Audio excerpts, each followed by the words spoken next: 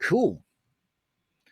The next thing I wanted to show you is if you want to MIDI remote stuff. So for example, you're using Ableton Live for firing up backing tracks. Let me move the SPD-SX window here. You can really easy set up MIDI remote actions here via MIDI.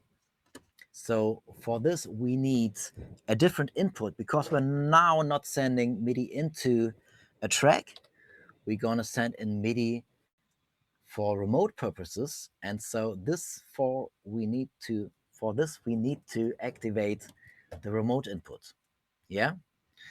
So I now can activate the MIDI map menu here by clicking on the MIDI button up here, and everything which is lighting up blue now is I'm able to control this or to MIDI map this to a field of my SPD-SX. So if I'm hitting here now, I need to select something. So what I want to do is I want to select those two scenes here and fire those up by two different pads. So all I need to do is I need to select the field and then hit the pad, and this way it's already connected. So when I'm hitting now my first pad, you can see this loop, this scene is starting.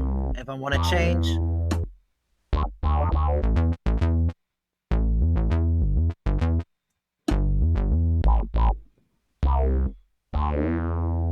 yeah. So this is really easy, really straightforward, and I love that it's so accessible in Ableton Live that you just hit M or Command M or press the MIDI button here, and you're able to MIDI map those things really, really easy and really, really quick. But on the downside here, there are a few downsides here as well, because you're losing those notes for playing sounds. So those notes you are using here now, we can see this here in the browser window on channel 10, note C2 and note F-2.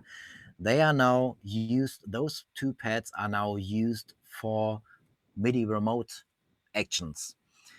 And they can't be used anymore for playing sounds. So maybe that's not a problem, and maybe you're just gonna put different notes on the different presets on your SPD-SX. But if you want to do stuff a bit more flexible, I thought it would be great to have a bit more flexibility for changing stuff as well. So if you're using, for example, this plugin, this Max for Live device I made here, they are all available.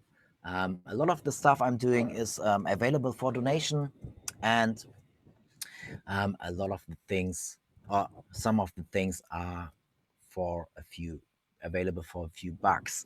So what I did here is you can just select a field and then hit a pad, and then it's detecting what note it has, and then you have all those different actions here which you can actually use for remoting stuff. So for example, track solo. So I can solo this track here now, and I can even move to different tracks here as well. So there are a few remote actions in here which are not accessible via the MIDI map menu here. Plus, the beauty is you can create a preset here, save it in your user library, and recall this like in every set you're needed to. So because all the MIDI mappings you're making here, they are saved in the set. So if you have a template, that's good. If you don't have a template, or if you want to change stuff, and if you want to use a field at one point in the set for MIDI remote, and if you want to use later on for playing notes. You can't use the MIDI map mode stuff here. You need to find a different way. And if your drum controller, if your eDrum pad is not able of having different MIDI notes, sending out different MIDI notes, or if you don't want to change the presets in a set, this is one way of doing this. Yeah, I mean, I love it. It's like it was one of the things which like got me so excited when I started using Ableton Live and I connected it to an eDrum, and just being able to like, how easy is that? I love, you know, I love it. I don't know. It's great, but because it's so accessible and so easy, it comes with limitations here as well. And this is one way of like working around those limitations here.